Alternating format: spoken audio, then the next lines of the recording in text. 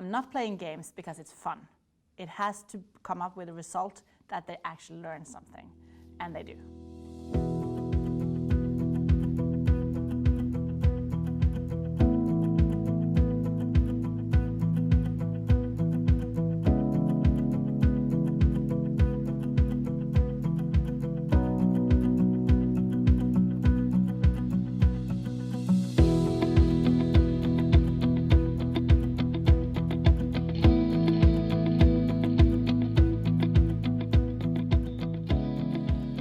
Well, my name is Birthe. I'm a teacher at Kristiansand Cathedral School in Kristiansand. It's a town south of Norway. I've been a teacher for almost 15 years now. I teach business subjects and economics for a great variety of different students, all from vocational training to general studies and the IB program, which is International Baccalaureate.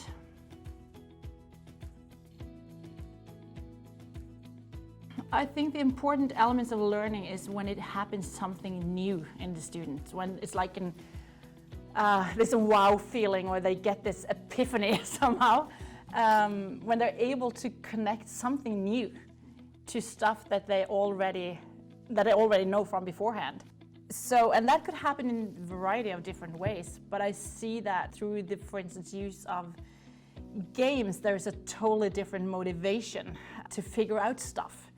And they experience stuff that suddenly they realize something that I thought they knew from beforehand, but it's first when they really are able to test it and see the results, they're like, oh wow, that's how it is.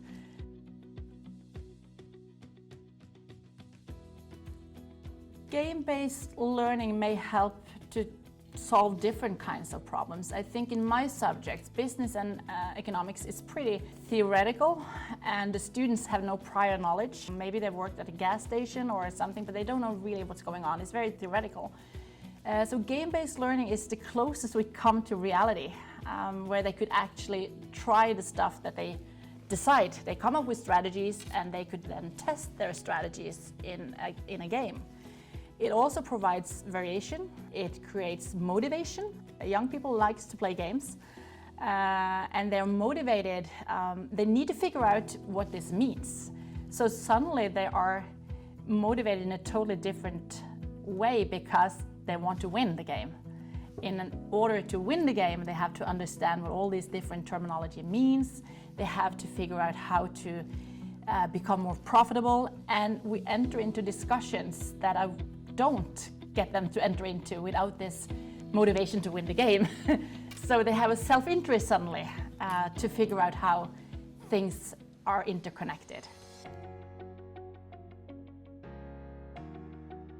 I just did it.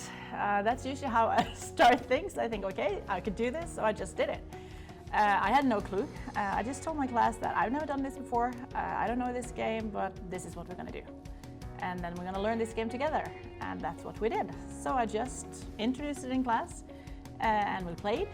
And then eventually I figured out that I need to understand the game in more depth. So I started to play myself at home, to get more into the game. I start with the learning objective. And I figure out, okay, this is what we're going to teach them. And then I go into Hubro and I look for what could I use. Okay, so if I'm, for instance, going to teach them profit maximization, we have done a lot of theory up front, a lot of discussions. We have worked in Excel, for instance, in spreadsheets. And I want to do the same in Hubro. So I make an assignment, well, okay, this is what we're going to do. Forget everything else you could do in Hubro. We're just going to play 1 year and we're going to try to maximize profits. And we work out through, I make an assignment step by step, what they're going to do in the spreadsheet, what they're going to do in Hubro, and when we're going to meet and discuss. We have to have this point where we just stop and see what happened. I am using simulation for assessment for the first time now. And then of course I'm not evaluating if they won or not. But then I have to have a given task beforehand. For instance, I could ask them to make a budget based on, for instance, Q3 in marketing simulation. I could ask them to make a budget for Q4 using the information they have in marketing. So they make a budget, for instance, for Q4, then they play Q4, and then they have their financial statements. And then maybe the task could be, okay, I want to see, you're gonna explain why your profit and loss statement is different from your budgeted profit and loss statement, and try to explain what happened. And then we could move on a step further and say, okay, this is what happened, explain what happened, and now what are you gonna do about it?